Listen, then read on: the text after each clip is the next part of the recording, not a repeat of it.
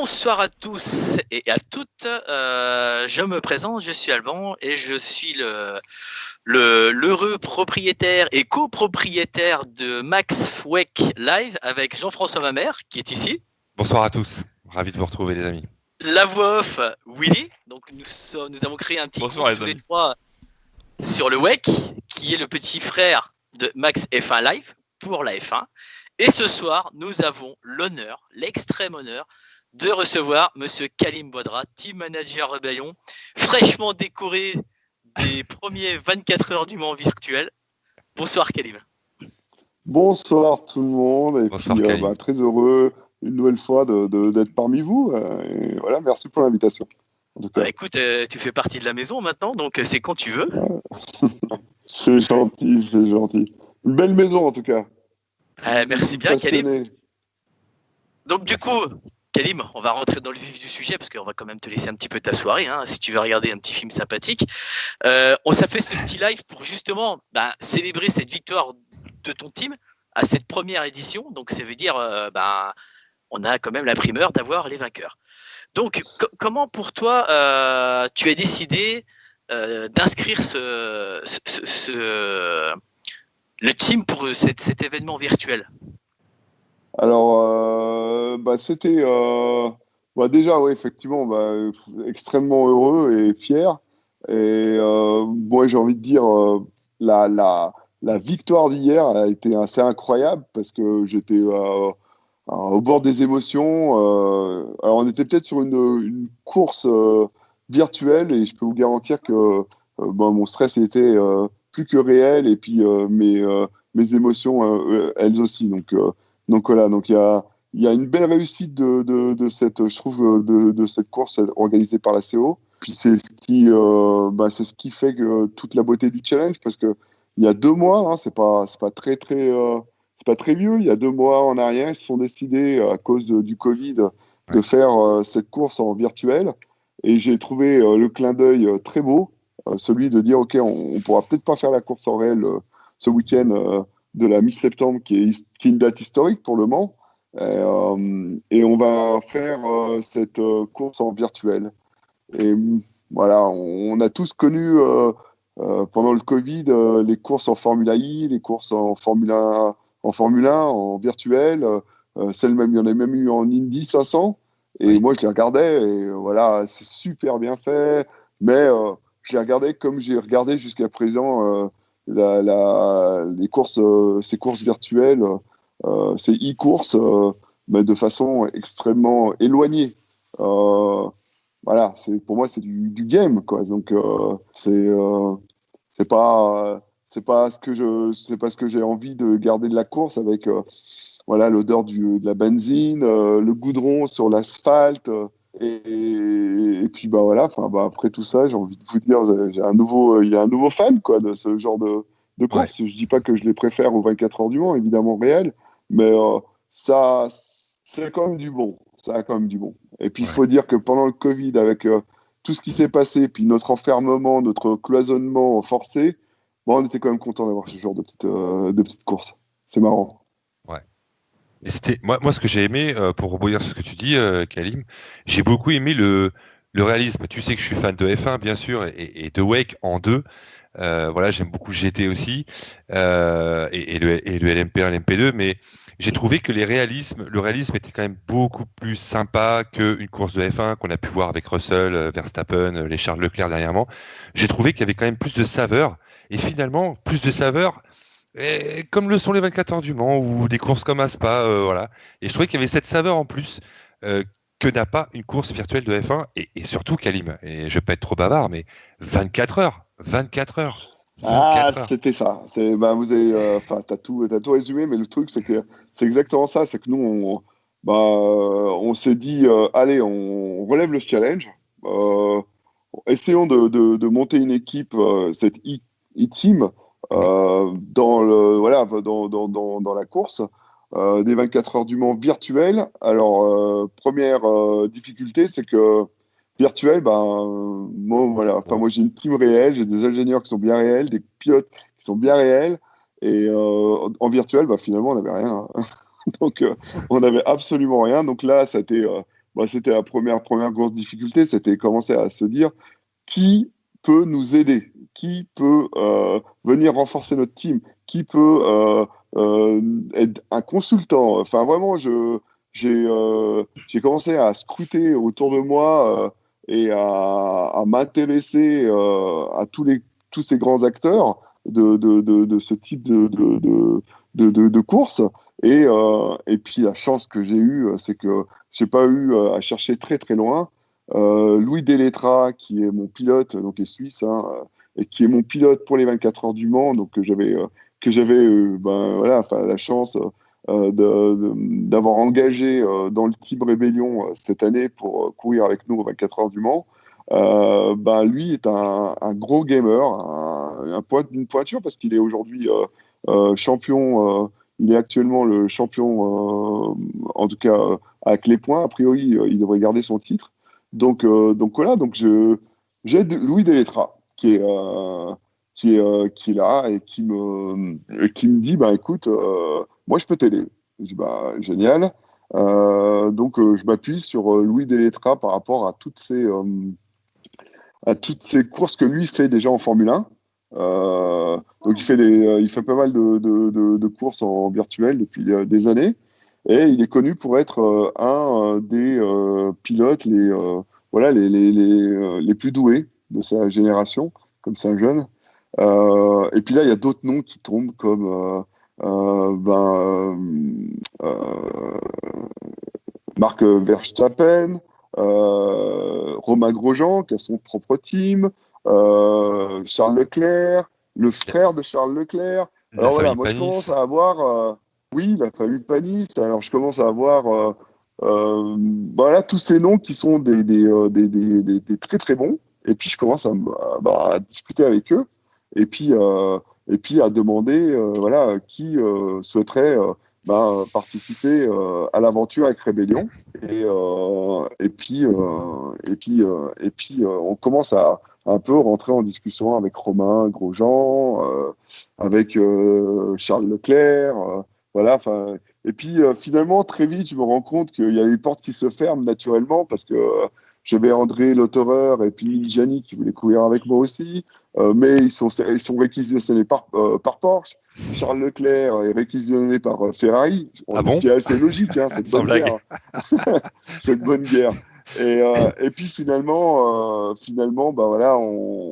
on a plusieurs discussions. Moi, je voulais vraiment trouver une e-team qui avait de l'expérience et qui connaissent très bien les difficultés du jeu et des paramètres, parce que ce que je vais vous expliquer après, je vais expliquer un petit peu après comment sont organisées justement ces courses.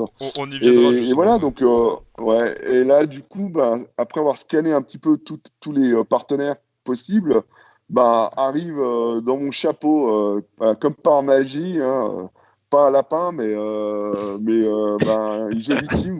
Ça court vite, la Williams. C'était pas mal, c'est mieux encore.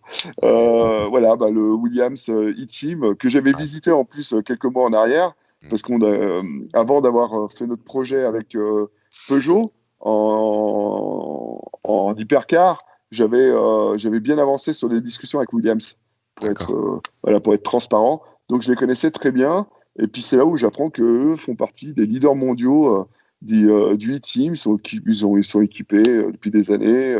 Et puis j'ai envie de dire la passion et puis notre entente cordiale qu'on avait eue déjà avant avec le hypercar, même si on n'a finalement pas choisi Williams dans le projet, a fait très facilement et très aisément. Ils se sont dit, mais nous, bien sûr, Rébellion, on s'associe avec vous. Il y a une vraie légitimité. On est acteur des 24 heures du Mans, on a une belle image. Et puis c'est là où on a fait c'est cette première association, Rébellion, Williams, qui est deux grands noms. Moi, j'ai adoré. M'associer à Williams, c'est un rêve. Chouette. C'est un scoop ou il va y avoir une autre histoire avec Williams? Écoutez, non, pour l'instant, on profite déjà de ce qu'on a fait ensemble, mais non, mais c'est une histoire de famille avec Williams, clairement. clairement, c'est une histoire de famille, mais il n'y aura pas, non, il n'y a pas de. Nous, on ne veut pas faire de F1, on arrête l'endurance et la course automobile, on veut vraiment se concentrer sur le Dakar, par passion pour le propriétaire, et voilà, enfin. On va tourner la page comme on l'a annoncé. C'est très très bien comme ça. D'accord. On a écrit un joli livre et puis j'espère que la dernière page du livre, ce sera la victoire des 24 heures du Mans réel. Voilà. D'accord. Et en espérant aussi que Williams puisse trouver une autre des repreneurs et que la vie continue au sein de cette écurie en F1. Moi, ça me fend le cœur parce qu'ils sont à un endroit où ils ne méritent pas et on sait comme c'est difficile. Je suis bien placé pour le dire. Hein, de faire de la course automobile, ça devient de plus en plus compliqué et enfin voilà. Enfin, je sais pas ce qui va devenir Williams, mais il faut pas qu'il sorte du giron de la F1. Il y a un team qui est légitime pour moi, c'est Williams. Il y a deux grands noms qui me font mal, c'est Williams et McLaren. Je trouve que c'est aujourd'hui deux grands noms qui sont en train de souffrir des grosses lobbies de fabricants. J'ai pas de honte et de problème à le dire parce que c'est la vérité. C'est la vérité. Exact. Il n'y a pas d'industrie derrière. Donc, ouais, exactement. Tout simplement. Et ça c'est moche, j'ai envie de dire, franchement. Même s'ils sont en train de parler de faire des budgets capés, là, quand je vois ce qui est en train de se passer avec Williams, je veux vraiment qu'il y ait une fois quelqu'un qui se dise je vais investir dans cette écurie pour le respect et du travail qui a été fait par Franck, qui est encore vivant, hein, qui est encore là, bien sûr. qui doit voir encore de belles choses avec ce qu'il a créé depuis toutes ces décennies. Voilà, enfin, il peut pas partir avec une autre image que de voir Williams toujours là où elle mérite d'être depuis 43 ans. Depuis 43 ans, Kalim. 43 ans. Vous avez des échanges techniques avec Williams sur la WEC, sur le LMP? Non, on en a eu, mais plus maintenant. Malgré leur histoire, parce que faut savoir que Williams, c'est eux qui ont fait gagner BMW quand BMW a décidé de revenir en endurance. Et je me rappelle plus quelle année, mais ils sont venus première année. Et, sont venus, Vini Vidi Vici, ils sont venus, ils ont battu, ils sont repartis avec BMW.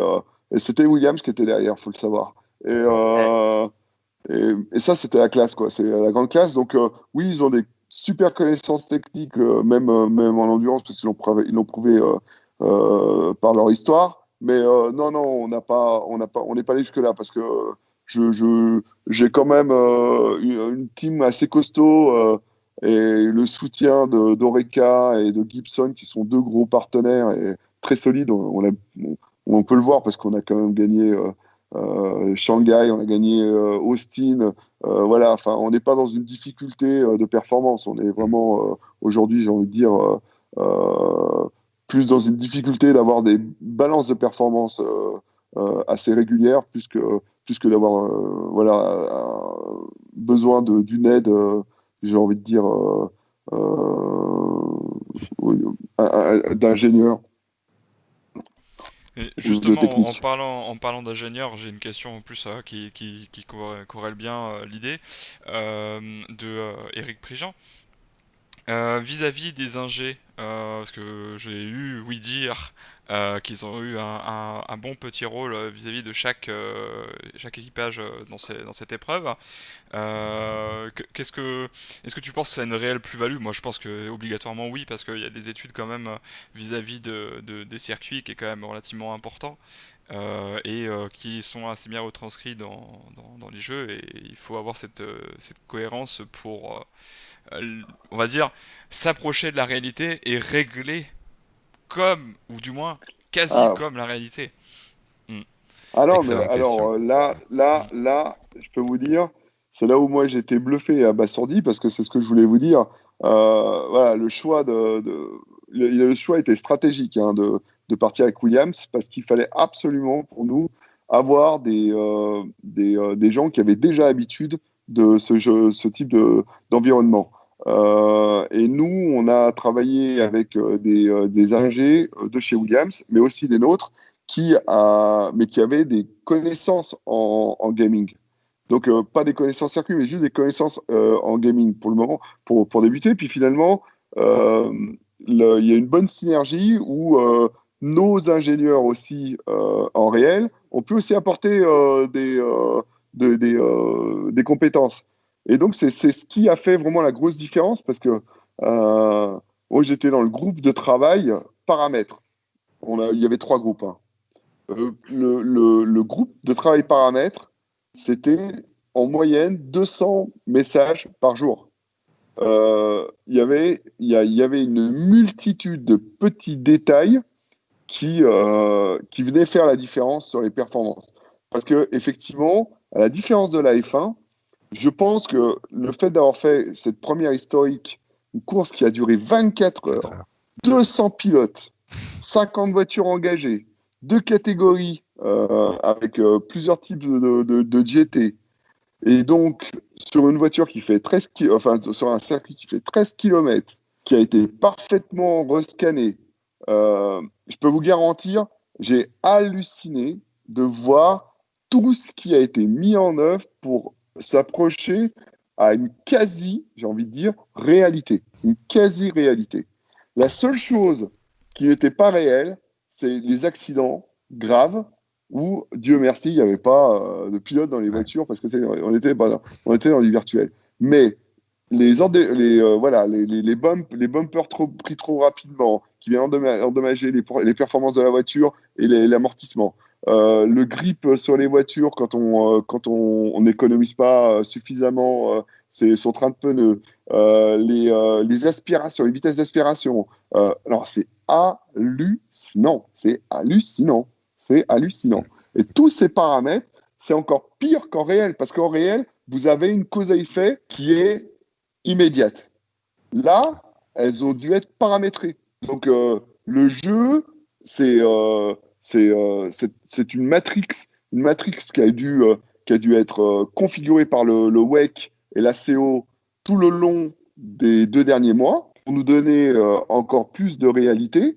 Donc, nous, on s'est entre guillemets calqué sur cette réalité au fur et à mesure de l'avancement du jeu.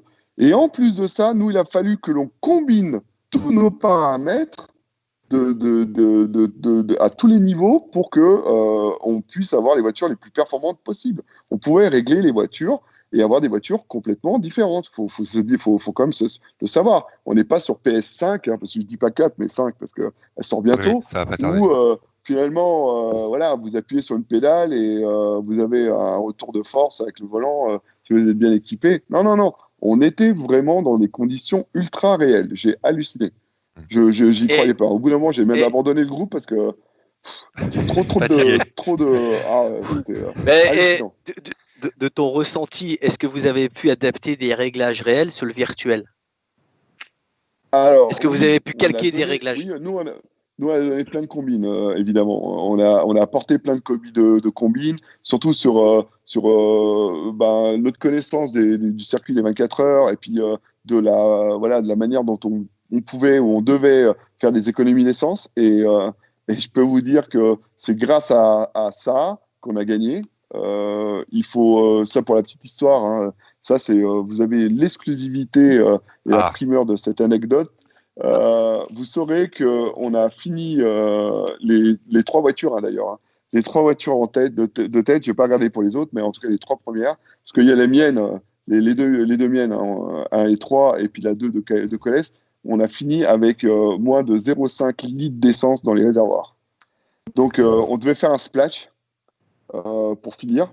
Donc, rentrer, un splash, c'est on rentre dans les pits, on met 5 secondes d'essence juste pour finir, pour faire les 4 tours qui nous manquaient. Et ressortir. Donc, ça vous fait perdre 4 minutes, hein, parce que, un peu moins, parce que le temps de rentrer et de ressortir en vitesse ralentie, on est à peu près à 4 minutes. Un splash de 5 secondes, il faut monter la voiture, la redescendre et repartir. Enfin bref, tout ça pour dire que finalement, mes ingénieurs, surtout ceux de la Une, se rendre compte que la Bike-Oles, qui était juste derrière nous à 27 secondes, juste derrière, elle commence à perdre un peu de temps.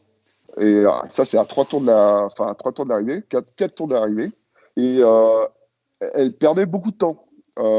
Donc, elle n'allait plus aussi vite. Et nous, ça nous étonnait un peu. On se dit, mais marrant qu'ils ralentissent comme ça. Et puis finalement, on s'est rendu compte qu'ils faisaient de l'économie d'essence. C'est-à-dire qu'en ligne droite, ils coupaient les gaz. Arrêt total de la voiture, roue libre.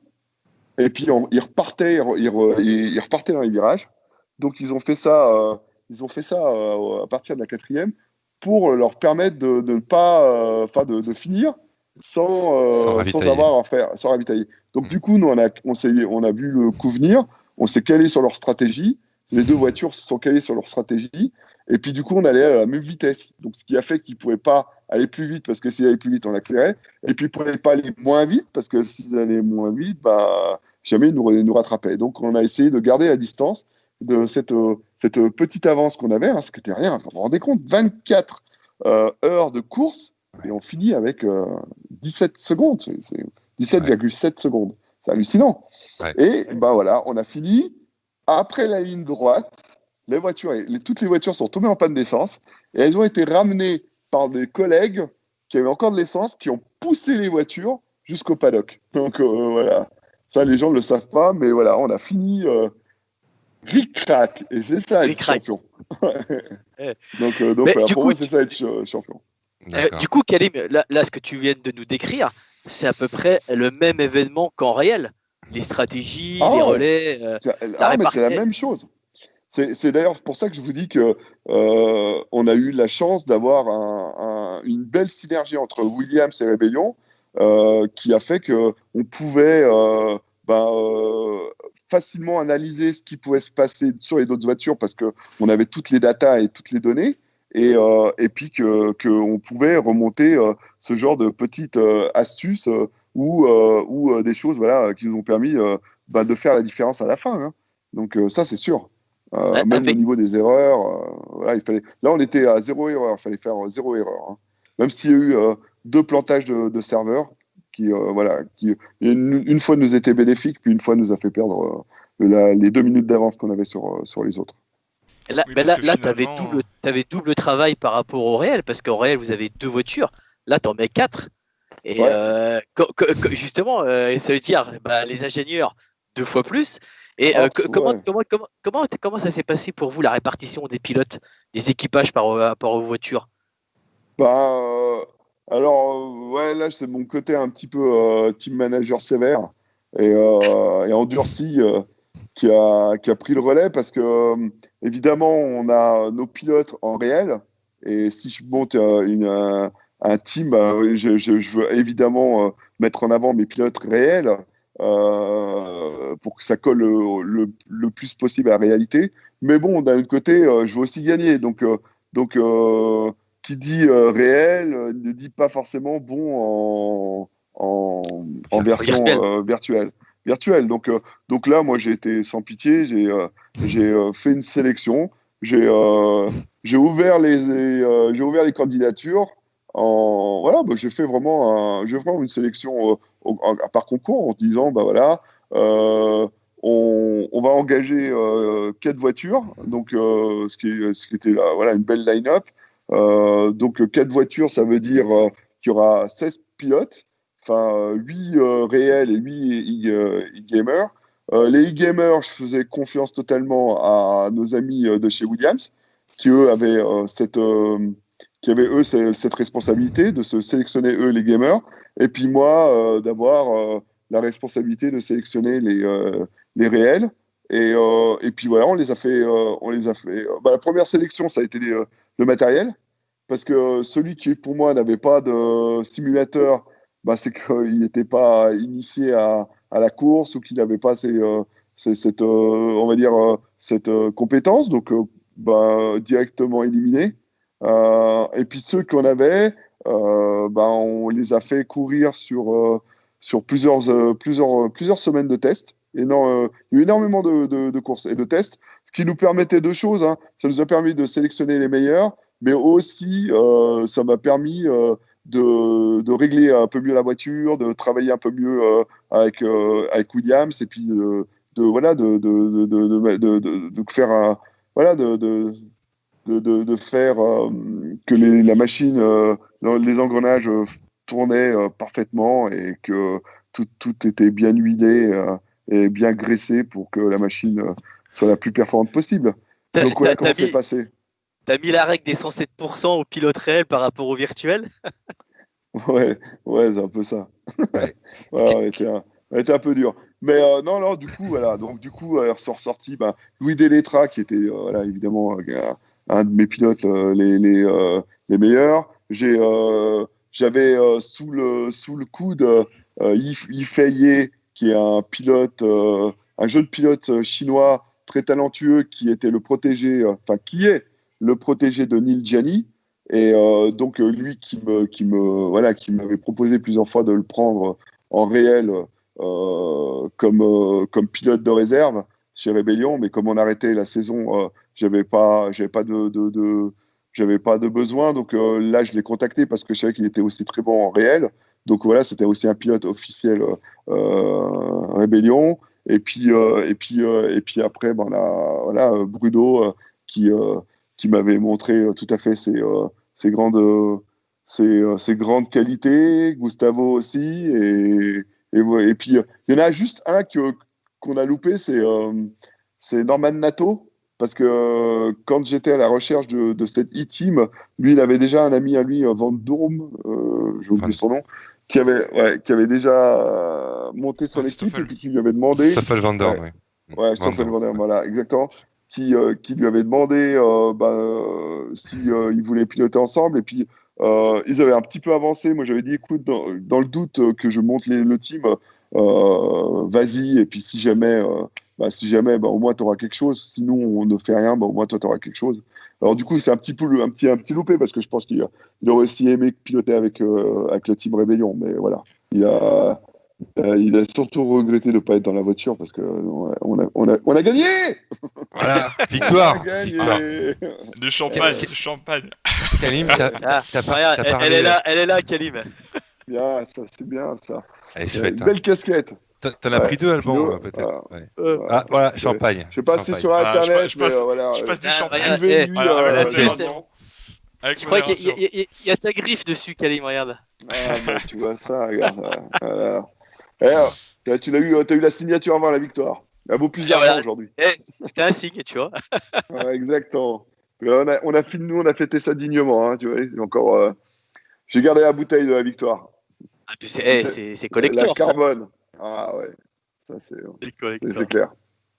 Donc voilà, on est bien, on est content. Ouais, c'est chouette. En espérant que vous allez le toucher bientôt. Ouais. Déjà, je suis très content, parce qu'on se dit que c'est déjà beau d'avoir ce titre, parce que ce qui est beau, c'est qu'on va avoir une vraie coupe, la coupe des 24 heures du Mans, hein, on l'aura, hein.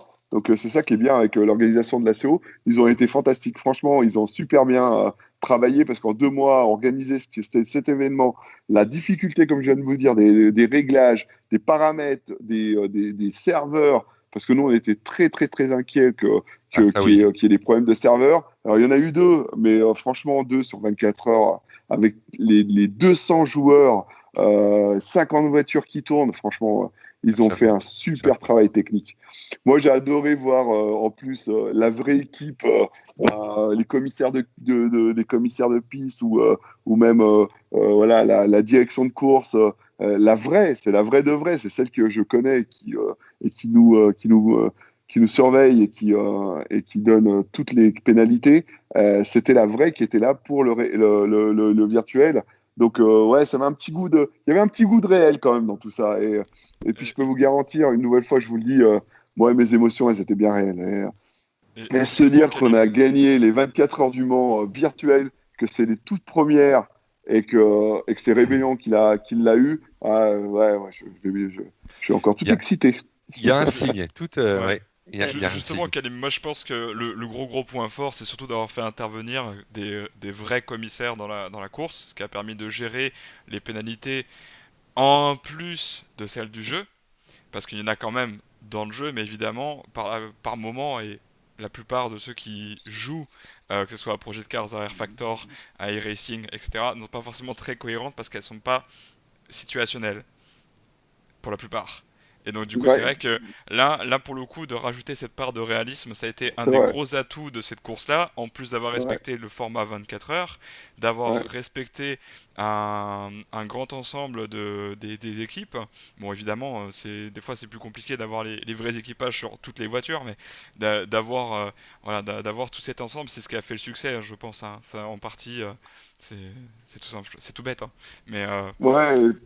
Et c'est vrai que c'est aussi beau aussi de voir tous ces grands noms se réunir pour cette course. Moi, j'ai adoré revoir Alonso, revoir Rubens Barrichello. Barrichello, ouais. Il y a, voilà, c'est Charles Leclerc. Enfin, voilà, moi, je trouve que c'est aussi bien d'avoir aussi d'autres pilotes de d'autres environs voilà, se battre avec les mêmes. Ce qui était bien aussi, c'est d'avoir finalement euh, de s'être battu avec la même égalité de chance. Tout le monde avait les mêmes voitures. Donc ça, ça quand même, c'est une bonne leçon, je pense, à tirer de cette course aussi. C'est Ouais. que dans la réalité, on a des différences qui cassent un peu la compétition. Et là, là, de ne pas en avoir, on voit que ça a permis tout de suite de faire des choses incroyables. Voilà, enfin, une course, elle était intense, hein, je peux vous dire, jusqu'à la dernière seconde. Hein. Kalim, j'ai une question. Tu nous as parlé de stratégie, tu as parlé de technique. On n'a même pas besoin de te le demander, donc c'est parfait. La répartition des pilotes, tu nous en as parlé, les pneus, la consommation d'essence. Moi, j'ai une question toute simple à te poser.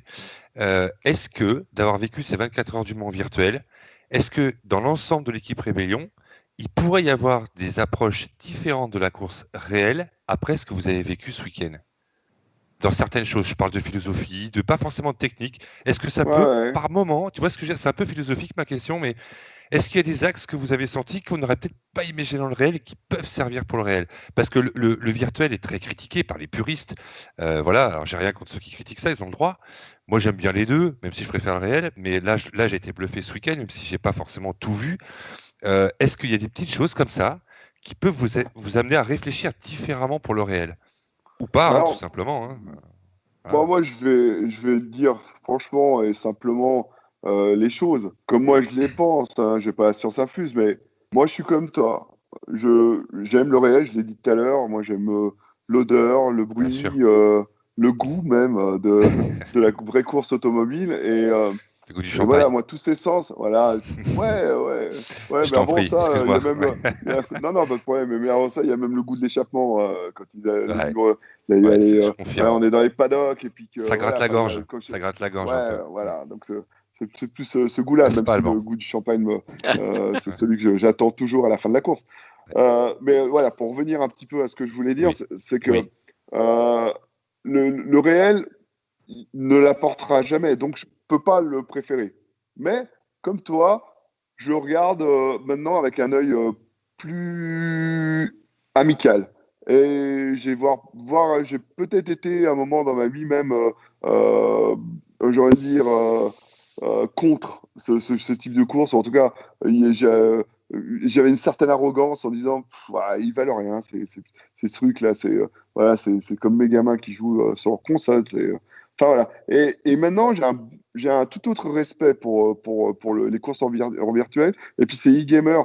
Ces gars qui, je peux vous garantir que même physiquement, ça commence à être un peu plus chaud. Hein. Et là, on avait quand même 24 heures. Il y avait une concentration. Et pour répondre à ta question, oui. clairement, ben moi, qui n'étais absolument pas un convaincu, je le suis d'autant plus maintenant que on arrive à apporter de la réalité dans les choses. Et il y a deux choses pour moi Oui. qui seront inéluctables inéluctables pour la course virtuelle. Et c'est ce qui va lui permettre de perdurer dans le temps et qui va peut-être même vivre au-delà même du réel. Oui. C'est, première chose, le budget. Il n'y a pas les mêmes budgets. C'est déjà réglé. Donc, si vous faites maintenant, et ça, moi, je remets ma casquette marketing et retour sur investissement, je veux avoir le même nombre de millions de personnes, je ne sais pas combien de millions de personnes ont regardé la course des 24 heures du Mans virtuelle. Il y a eu énormément de personnes, je le sais. Je ne peux pas vous dire le nombre exact, mais il y a eu énormément de personnes. Donc ces personnes-là, en relation avec l'image, enfin voilà, tous les banners, toutes les publicités qui sont passées, les pubs qui étaient sur les voitures, le nom des teams, le nom des pilotes. Donc toute cette publicité quasi gratuite, parce que ça ne coûte pas grand-chose de faire cette course en réalité. Et oui, comparé à une vraie voiture, c'est sûr qu'une vraie écurie, ça coûte pas grand-chose.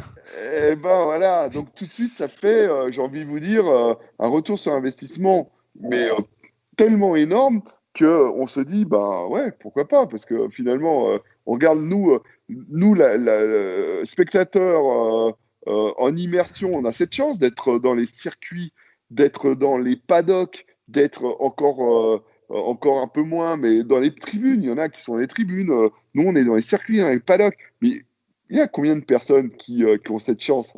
La plupart sont derrière leur télé. Et moi, j'ai beaucoup de gens qui sont venus ce week-end. C'est toujours marrant à dire, mais ils savaient qu'il y avait les 24 heures du Mans. Ils n'ont pas compris forcément que c'était virtuel. Et puis, ils ont peut-être même fait une grosse demi-heure avant de se rendre compte que c'était du virtuel. Parce que c'était quand même vachement bien fait. Ah, Ouais. c'est quand on a vu que le public ne bougeait pas, on s'est dit, ah, c'est bizarre. Tiens. Mais il y a. Ils ont froid. Voilà, On était devant l'écran. L'initié le voit, bien sûr. Mais ce que je veux dire par là, c'est que voilà, là, ça fait quand même son effet. Ça fait quand même son effet. Et voilà, enfin, moi, j'ai envie de dire, oui, elle aura sa place, cette course virtuelle. Et moi, juste d'un point de vue marketing, je pense que pour les teams comme nous, c'est intéressant. C'est plus qu'intéressant. Et ça sera certainement même un outil pour nous, pour l'avenir.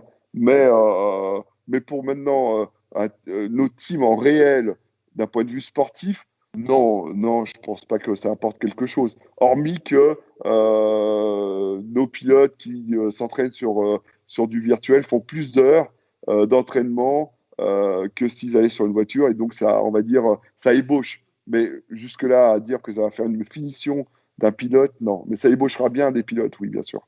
Ouais, ben voilà, Stéphane Rameau, tu as ta réponse. Il y a une autre chose aussi, juste vite fait, vis-à-vis du ressenti que tu as avec cette course virtuelle qui a un effet monumental. C'est vrai que peut-être que Air Factor, comme tous les autres jeux du milieu, on pourra citer e-racing, on pourra citer F1 2020, s'ils prennent certains aspects un peu plus réels, c'est vrai que ça peut être une certaine vitrine.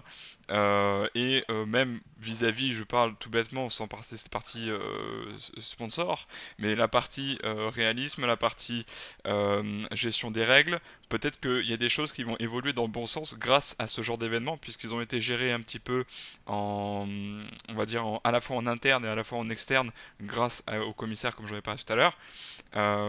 Peut-être que ça permettra de faire évoluer encore les jeux pour qu'ils soient, pour les puristes, et pour bien sûr des éventuels événements assez poussés, correspondre à des attentes. Je pense qu'il y aura certainement moyen de faire évoluer dans ce sens-là. Ouais, je suis assez d'accord. Je pense qu'il y a une démocratisation qui peut se faire de ces jeux. À savoir que la plupart, hein, que ce soit en F1 et en Formula I, nous, on n'a pas, on n'a pas encore ce budget-là en endurance. Mais la plupart, Formula 1 et Formula I, ils ont des simulateurs. Bon, voilà, c'est pas des simulateurs à 10 000 ou 20 000 ou 30 000 euros comme sur ces courses-là, mais on parle plutôt de plusieurs millions pour certains simulateurs. On est déjà dans cet entraînement hein, où il y a une vraie sensation des jets voilà. Enfin, de toute façon, il n'y a qu'à voir le modèle des pilotes, soit les pilotes de chasse, soit les pilotes de ligne. Hein. Ils ne s'entraînent pas dans les vrais avions, ils s'entraînent sur des simulateurs. Donc voilà, oui, je pense que la démocratisation de ces simulateurs haute performance fera une grosse différence demain. Bon, aujourd'hui, c'est encore assez exclusif. Je pense que c'est ça qui fera la différence demain. Okay. Du coup, tu ressens pas un petit peu de pression pour les réels par rapport aux virtuels? Comme dirait le roi Lion, je me ris du danger. Non, j'ai sacrée référence, hein, vous avez vu. Hein. Je passe la course automobile au roi Lion. Non. Non, parce que ça. On t'a laissé un peu tout seul sur cette affaire, Kelly. Moi, j'ai vu, vous n'avez pas suivi. Ouais. Non, si, justement, on n'a pas voulu rajouter. Elle était trop belle. C'est dommage. Alors, j'espère que bientôt, tu vas rugir de plaisir. Voilà, ça te va? Oh, voilà. Ah, ben oui, on suit. Ça va laisser le temps de réfléchir un peu. Voilà, tiens, bravo.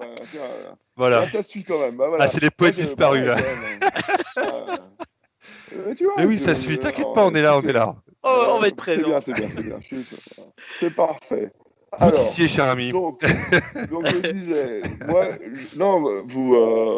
on disait que si j'avais de la pression par rapport au réel, et puis moi je l'avais dit à l'interview qu'on a eu ensemble, moi, c'est clair, je poursuis le rêve depuis 13 ans de remporter les 24 heures du Mans, parce qu'on le mérite, et puis c'est notre dernière année, c'est notre dernière chance, c'est le dernier jeton, et donc moi, je sais que, en tout cas, je ferai tout pour gagner les 24 heures du Mans.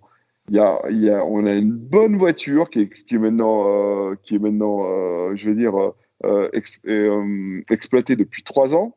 Donc voilà, on n'a plus de problème de jeunesse ou quoi que ce soit, même si on n'en a pas eu beaucoup. Hein, pour être franc, on a une voiture très très fiable. On est affûté au niveau du moteur, qui est une fiabilité inouïe, on l'a prouvé. On a des pilotes de talent, et même ceux qui n'ont pas encore piloté pour nous, comme Louis Delettra a prouvé ce week-end qu'il était un grand pilote et un grand champion. On a la meilleure team, pour moi, en endurance, au niveau mécanique et ainsi de suite, par rapport à ce qu'on peut faire, parce que c'est eux qui ont construit la voiture, c'est Oreca. Donc ils ont construit, ils exploitent notre voiture depuis 3 ans.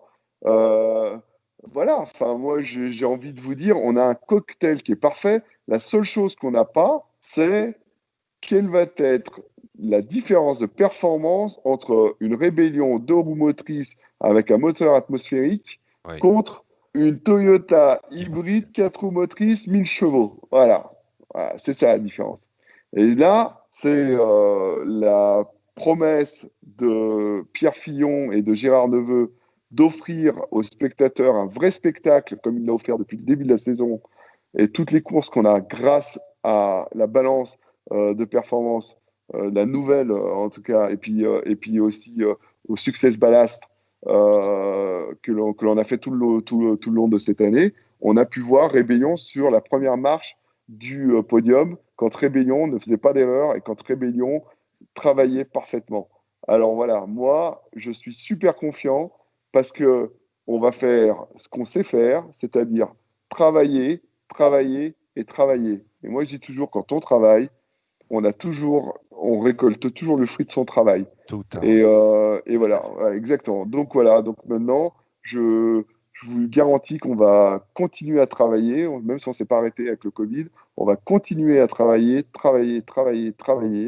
Et le rêve que j'ai vécu hier était juste les prémices de ce qu'on va offrir aux spectateurs qui attendent que ça, c'est de voir une écurie privée une écurie autre que Toyota remporter, et David contre Goliath. Enfin voilà, les rebelles se rebeller, enfin toutes les images qu'on a dans la tête qui font rêver les gens pendant encore plusieurs années, en tout cas. Voilà. Donc en clair,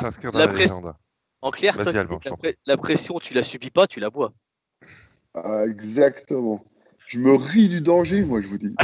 On a perdu Willy. Normalement, ça aurait dû être mon expression, mais bon, voilà. Ouais. C'est vrai. C'est une expression très commune. On va attaquer la partie actu, on va laisser de côté les virtuels fraîchement remportés avec brio.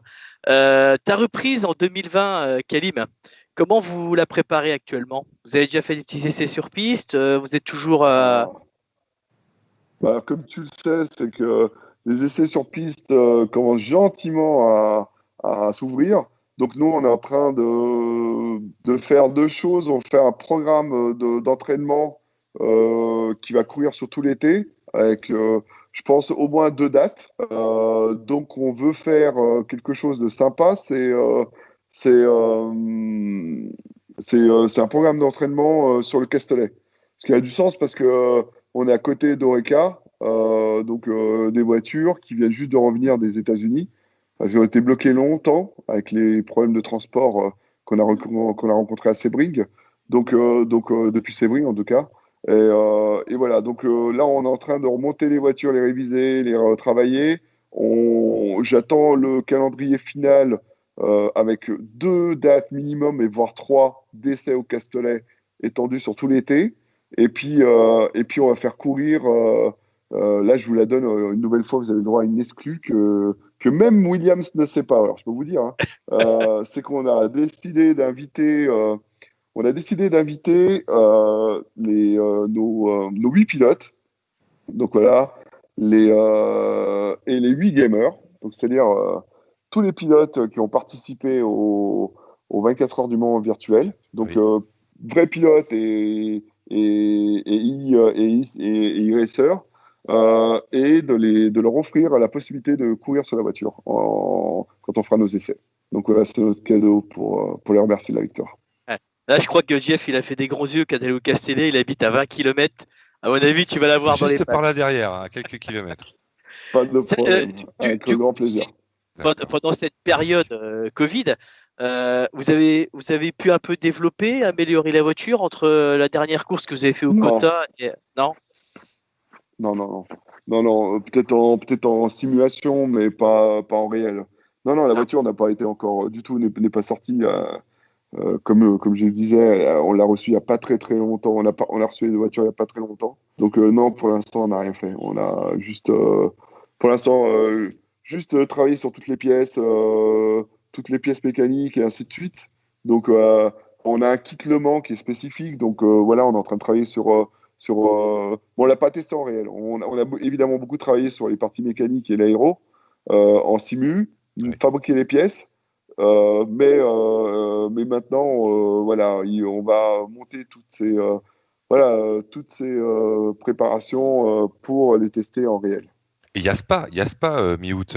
Oui. On parle beaucoup du Mans, mais Spa, c'est le 15 août. Donc je dis toujours mi-août, mais la course a lieu le 14-15 août de mémoire. C'est ça, le 15 tout court.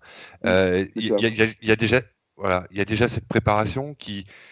Oui. Certes, il y a le Mans qui arrive très très vite, c'est sûr, mais il y a déjà cette préparation pour la Belgique qui va être l'antichambre, même si les réglages vont pas être les mêmes pour le Mans. C'est quand même une grosse antichambre et je sais plus qui nous en parlait l'autre fois, c'était Nicolas Proche, je crois. Il y a quand même cette course avant qu'il faut pas oublier. Vous l'oubliez pas évidemment, mais. Non. Pour nous, c'est pas ce que je voulais dire, mais voilà.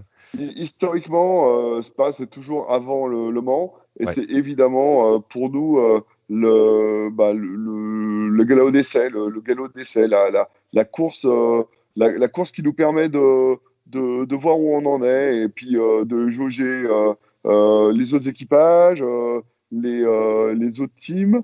Et puis également nous reprendre un petit peu les bons réflexes. Ouais. Alors d'habitude là il y a une pause qui est beaucoup plus courte, donc entre les courses c'est 1 mois. Là on a 4 mois de trous, voire après à Spa il y aura plus encore, mais c'est pour ça qu'on fait des essais.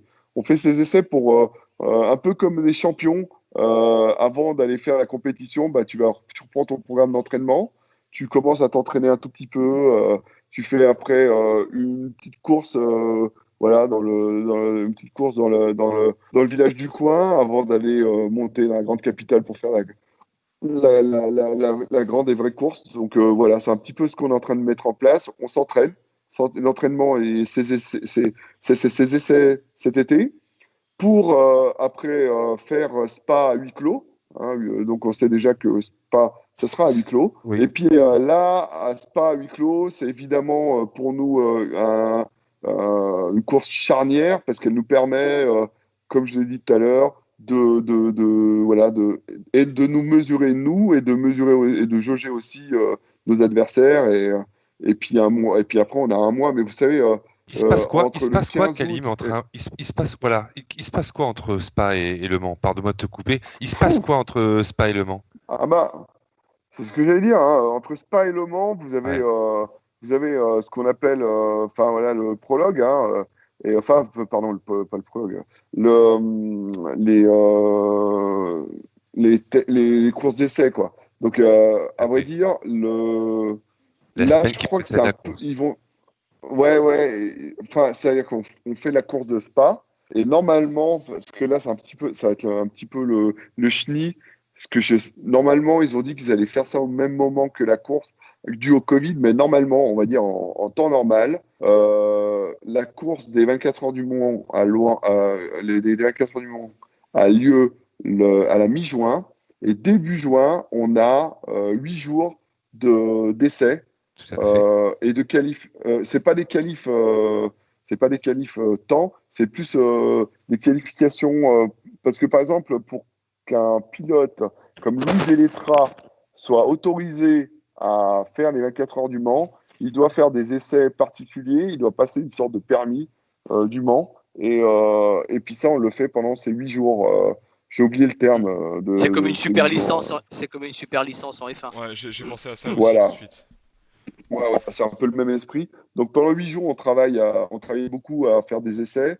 Comme je vous ai dit, la voiture est complètement différente. Si vous regardez nos voitures aux 24 heures du Mans et puis nos voitures de reste de la saison, sur les courses de 6 heures ou de 8 heures, le nez est complètement différent, l'aéro est complètement différent parce que le Mans, c'est des grandes lignes droites où la voiture prend énormément de downforce. Et puis donc, du coup, on travaille l'aéro complètement différemment.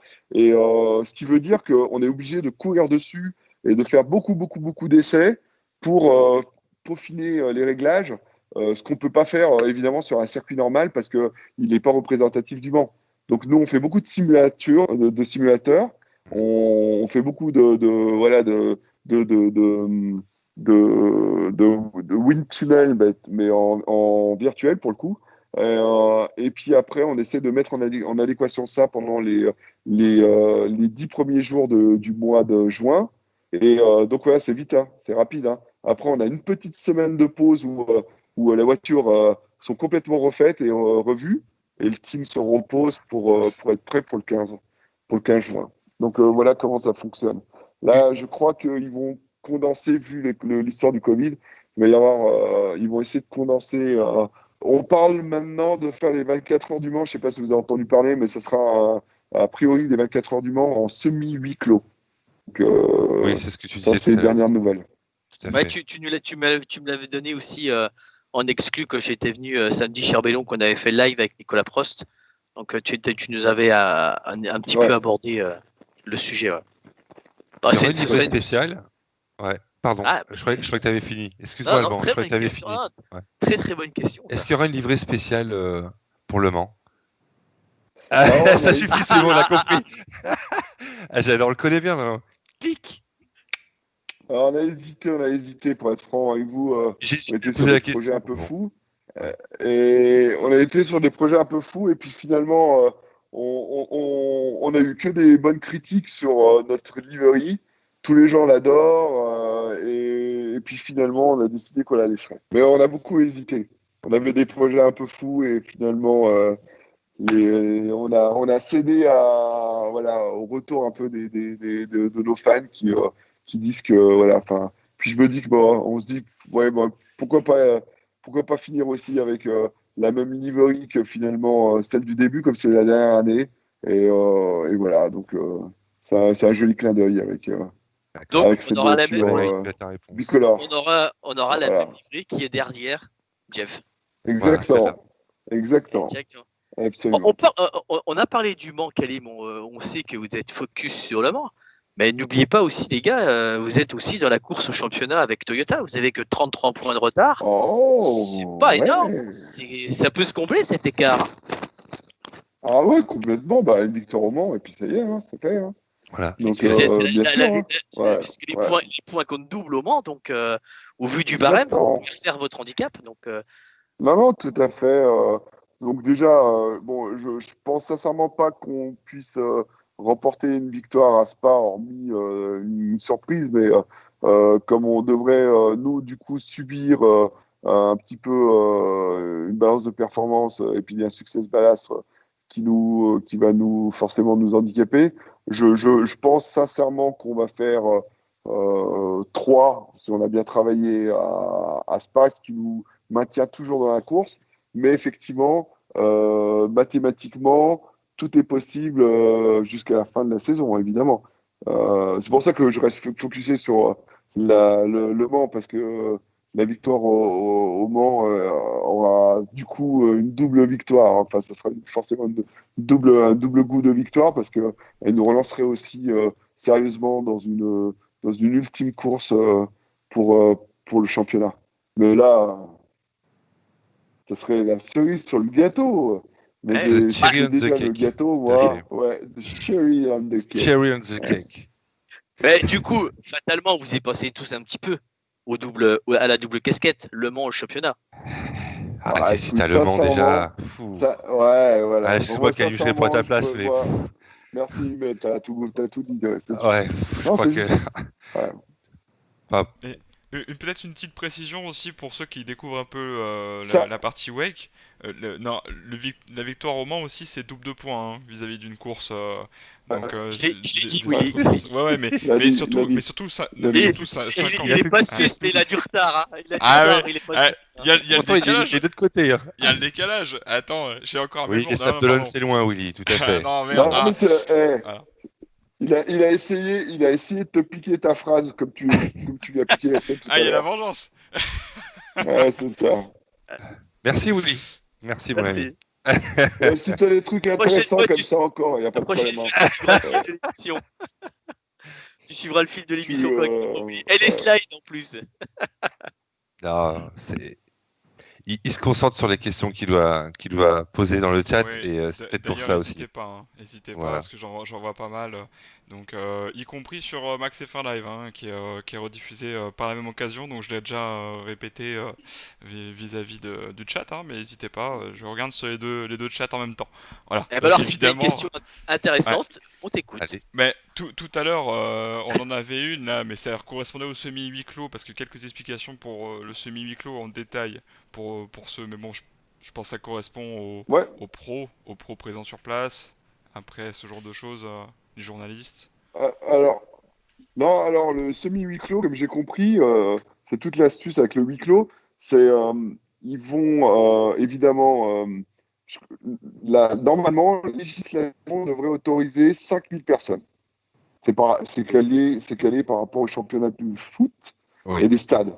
Parce qu'aujourd'hui, un gros problème pour nos amis les footeux, parce que voilà, il y a plus de matchs, il y a une grosse perte à tous les niveaux. Donc du coup, comme j'ai compris, ça sera 5000 personnes. Ça, c'est la loi. Donc du coup, là où ils ont été très malins, nos amis du WEC et de la CO, c'est qu'ils vont faire des stades de 5000 personnes tout au long du circuit, qui fait 13 km.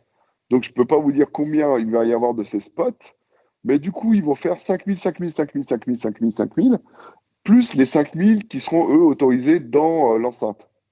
Donc on sait que 5000, c'est à peu près tous les professionnels, les teams, les partenaires. Donc voilà. Donc je pense que tous ceux qui seront en lien direct avec les teams seront dans l'enceinte des 24 heures du Mans. Et ensuite, ils feront ces spots répartis tout le long du circuit. D'accord, voilà. avec des écrans géants et... Ouais, bien sûr, je pense. Ouais, un peu de la fiesta sûrement et des choses comme ça, d'accord. Ouais, exactement. Voilà, exactement. C'est pas bête, hein. Franchement, je trouve qu'ils ont bien utilisé, ils ont bien exploité pour le coup la réglementation. Parce que moi, j'avais du mal à imaginer un Le Mans à huis clos. Pour moi, c'est impossible.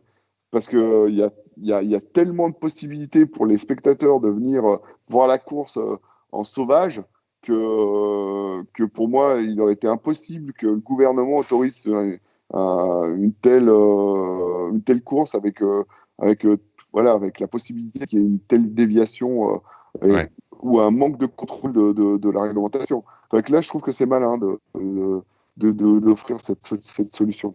Ouais. Parce que d'un côté aussi, 301 personnes aux 24 heures du Mans en septembre, j'ai du mal à imaginer.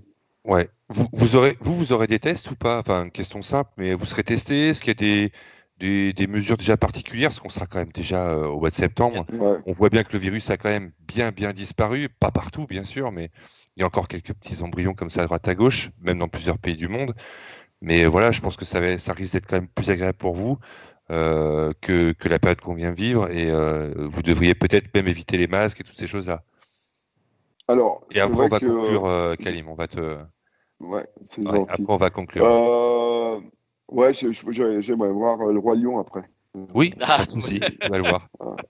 Il y en a plusieurs, hein. Il y a le 1, le 2 et le 3. Ouais, il y a le 2, ouais. Alors, moi, j'ai préféré le 1. J'aime bien rester sur le 1. Ouais. Ah, le 1, moi aussi, j'ai pareil. Pas vu le 2. Pourquoi le 2, c'est quoi? C'est Mufasa qui revient à la vie ou Ça, je pensais que t'étais plus. J'ai réussi à vous faire parler du Roi Lion. Oui, plusieurs fois. J'ai quand même réussi à vous faire parler du Roi Lion en plein. Non, j'avais à Paris. En plein live. À des amis. Je leur ferai parler du Roi Lion pendant mon live. Ouais, on fait des paris. Et quand tu fais des lives, tu dois parler du Roi Lion. Je pensais que tu nous aurais parlé des rebelles de la forêt. Ah ouais. Il est marrant aussi. Non, mais moi, je suis trop sensible. Je suis trop sensible. Ah là là, on disait quoi? Parce que tout ça, on s'est perdu. Bravo, Kalim. On s'est perdu. On allait conclure sur quelle phrase? Essaye les 101 dalmatiens aussi, le temps qu'Alban cherche. Attention, les gars, revenez sur le fil. C'était les protections dues au Covid, savoir que si les protections seraient allégées ou pas, avec le port du masque, le respect des gestes barrières et tout ça. Quoi. Ouais. Alors, écoutez, respect des règles, des barrières. Bon, le gros avantage, c'est que les masques, ils les portent déjà nos pilotes et puis nos mécanos. Non, sincèrement, j'ai aucune instruction, zéro, vraiment. On nous a rien donné pour l'instant, mais je pense que ce qui est d'ailleurs très malin de leur part, c'est qu'ils n'aient pas encore pour l'instant, ils ne soient pas appuyés aujourd'hui sur quoi que ce soit. Et que je pense qu'ils attendent, comme on voit, tout évolue très très vite. Mais attention, dans un sens, mais ça peut être aussi dans l'autre sens, tout va très très vite. Je pense qu'ils se gardent bien d'attendre les derniers moments pour prendre des recommandations. Voilà, mais sincèrement, j'ai du mal à imaginer qu'on nous demande de prendre des prises de température, de porter des masques, d'avoir des gestes barrières dans les paddocks ou en tout cas en faisant notre travail. On le voit aujourd'hui. Hein. Moi, je vais manger au restaurant, les gens sont assez libres. On commence à se refaire la bise entre nous. On arrive à checker avec le coude. Donc ça veut dire qu'il y a quand même une sorte les gens sont rassurés. Donc, je pense qu'on pourra, en septembre, s'il n'y a pas ce phénomène de la deuxième couche dont je doute fortement, je pense qu'on sera très, très bien dans de bonnes augures pour faire la course. C'est important, il faut que. Bien sûr, c'est pour ça que je pose la question. Correctement. Voilà. Tout à fait. Bon, Kalim, on va te laisser rejoindre Simba. Quel serait. On va te laisser le mot de la fin. Donc, quel serait ton mot de la fin? Voilà, vas-y. Hakuna Matata, nanana, Hakuna Matata, je la connais pas très bien. Ah, mais c'est ça, t'es pas mal, C'est pour manger les Toyota. C'est pour manger les Toyota. Voilà. Faut les manger. Exactement. La vie est belle. Ouais. J'aurais presque pu faire une blague avec le Roi Lion et puis nos amis de chez Peugeot et puis voilà, le lion comme symbole. Ouais, et parce qu'à l'époque, on avait fait le titre le lion se rebelle pour Peugeot. Mais voilà, enfin non, nous, on est des rebelles. On n'est pas dans la forêt, on est des rebelles dans la jungle. Et les rebelles de la jungle sont contents et heureux ce soir d'avoir été les premiers à avoir remporté les 24 heures virtuelles. Et je vous remercie pour le temps que vous nous avez accordé. Et puis, vous êtes nos invités pour les prochaines 24 heures du Mans. Et puis, on se refera un live en direct quand j'aurai la coupe des 24 heures du Mans à vous montrer, la réelle et la virtuelle. On aura les deux. Les deux, exactement. Et les deux il va comme falloir ça. que tu fasses la place dans le salon, là. Ouais, il y a de la place, je crois. T'as vu, on a un Walk of Fame, on a un grand mur où on met tous nos trophées, donc c'est surtout ça. Donc, on va faire un nouvel étage. Je le posterai demain parce que Poste-le pour le montrer aux gens. Grâce à Kalim, j'ai pu vivre la première journée des 24 heures du Mans virtuel chez Rebellion, à ses côtés, et ainsi qu'à Nicolas Prost, Loïc Duval, Jean-Denis Delétras. Donc, c'était un grand moment. Et du coup, Kalim nous a encore boosté pour de fonder ce groupe de WEC. Et je le remercie encore énormément pour tout ce qu'il a fait pour nous. Je vous félicite pour votre passion et je vous félicite pour avoir créé ce groupe. J'espère qu'il aura autant de succès que celui que vous avez fait pour la F1. Et voilà, il y a des vrais passionnés aussi en endurance. Et comme on disait tout à l'heure, c'est pas la quantité, mais c'est la qualité. Et c'est tout le mal que je vous souhaite alors. Voilà, ça sera les mots de la fin. Merci. D'ailleurs, moi, le mot de la fin pour moi, Kalim, tu nous as invités aux 24 heures du Mans, comme je te l'ai promis samedi. Dans une semaine, on peut se faire une sortie carte. Tu es invité. C'est gentil. Alors, je regarde mes disponibilités et si je peux le faire, je me joindrai à vous avec grand plaisir. Ah bah, sur toi. Sur ce, bonne soirée. À bientôt, Kalim. Merci mille fois. Encore pour votre passion. Et un bon Walt Disney, Kalim. Et bon Walt Disney. Merci. Voilà. À très bientôt. Au revoir. Au revoir. Au revoir. Voilà. Attention aux singes. À bientôt. Attention aux singes. Merci. En tout cas, je vous remercie tous pour votre participation ainsi que vos partages. Donc, vous avez vu premier live assez tonitruant avec Kalim Rebellion, team manager, Kalim Bouadra, pardon, team manager de chez Rebellion. Et on va en avoir d'autres. Et petite surprise, mercredi, nous allons recevoir le plus jeune 24 heures du Mans qui s'appelle le plus jeune vainqueur des 24 heures du Mans qui s'appelle Julien Andlower. Voilà, nous allons faire la présentation. On a eu sa confirmation. Il sera avec nous mercredi soir. Donc Jeff, après-demain, si tu es disponible, on fait la co-présentation. Et bien sûr, Willy sera aussi avec nous aux commandes. Ça marche. Voilà. Alors moi je voulais te féliciter Alban pour je me permets. Donc on a fondé Max F1 et aujourd'hui existe Max Wake Live. Voilà, c'est le petit frère de Max F1. Ils vont grandir tous les deux, ces deux groupes. Donc n'hésitez pas à venir vous abonner à Max Wake Live. Voilà, voyez ce que Alban a réussi à faire. Il a été à Lausanne samedi. Il y a Kalim ce soir qui nous parle du Mans, de Spa, tout ce qui arrive. Voilà, c'est merveilleux. Merci à Willy aussi. Les gars, je vous souhaite bon vent, puisque c'est votre groupe quelque part. Et puis évidemment, on intervient sur les deux, hein, Max F1, Max Wake, comme les essuie-glaces. Et c'est la grande famille Max, voilà, Max Live. On est ravis et je te félicite Alban et Willy d'avoir eu cette idée. Et puis voilà, ça me tenait à cœur de le dire. Et puis on va vous régaler avec le Wake et la F1 sur les antennes, on va dire. Sur les antennes de ces deux groupes. Voilà, je voulais juste te dire ça. Et oui, je te passe la parole, tu as des infos à donner concernant les réseaux sociaux. Ouais, tout à fait. Alors, il y a un compte Instagram qui a été créé, c'est Max Wake Live. Hein. De toute façon, c'est assez simple, c'est comme tout l'ensemble de ce qui a été fait pour la F1. Vis-à-vis de YouTube, ça viendra progressivement, parce je vais commencer à mettre les replays des lives pour que ce soit plus facilement retrouvé plus tard, y compris si vous souhaitez aussi, pourquoi pas, commenter sur YouTube, n'hésitez pas, ça pourrait être très très intéressant d'avoir vos retours. Un grand merci à Kalim pour son temps, un grand merci à Endurance Info 24 et Endurance 24 qui nous ont partagé ces moments avec Kalim. Voilà, on a bien évidemment ce nouveau groupe sur Facebook qui va continuer à faire son petit bonhomme de chemin maintenant qu'il est lancé. Ah, tout bêtement. Oui, et puis pendant le direct, on a des petites choses qui arrivent sur nos portables qui vont être sympas. Restez connectés, je vous l'assure. N'est-ce pas, Alban ? Tout à fait. Mais en tout cas, premier live, on a quand même le boss qui est venu chez nous. Donc je le remercierai toujours indéfiniment parce qu'il nous a fait Kalim et la présence de nous honorer du premier live du groupe. Et surtout qu'ils ont gagné les 24 heures virtuelles. Donc On va leur souhaiter tout autant de chance et de bonheur pour les réels. Ouais, voilà, c'était mon petit mot de la fin. Ça sera ici. Ouais. Et moi, je vous remercie beaucoup, les gars, pour votre aide, votre soutien. Et on va faire des très belles choses sur le WEC. On va essayer d'imiter sur la F1. Mais on n'a pas le même public, donc on va essayer de travailler de main en main. On va travailler ensemble. Tu peux compter sur moi, tu peux compter sur notre investissement, notre amour pour le sport auto. Et je serai présent, évidemment, et ça sera avec un grand plaisir que l'aventure continue. Voilà, mais c'est toi qui vas dire au revoir à tes membres et à tous ceux qui t'ont regardé ce soir. Voilà. Eh bien, écoutez, je crois qu'on a passé le cap de la centaine, donc je vous remercie. Et on va faire mieux. Là, on ne peut pas faire mieux parce qu'avoir le boss de chez Romelion, c'est quand même exceptionnel. Donc, on va faire dans la continuité. Voilà. On peut toujours se progresser, se donner encore une marge de progression, mais là, on a quand même atteint un gros niveau et 2 fois avec Kalim, donc on aura une 3e fois.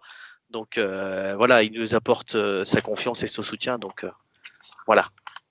Magnifique. Donc gardez, restez connectés, stay tuned comme on dit. Il y aura d'autres surprises qui vont arriver. Voilà, partagez, proposez-nous vos publications. Allez sur l'Instagram, allez vous abonner à l'Instagram et puis tout arrive derrière YouTube, tout ça va venir. Voilà. Moi, pour ma part, bonne soirée à tous et merci de nous avoir suivis. C'était un régal. Merci Willy, merci Alban et à bientôt. À vous Cognacier, à bientôt. À vous Cognacier, ciao. Bonsoir. Ciao.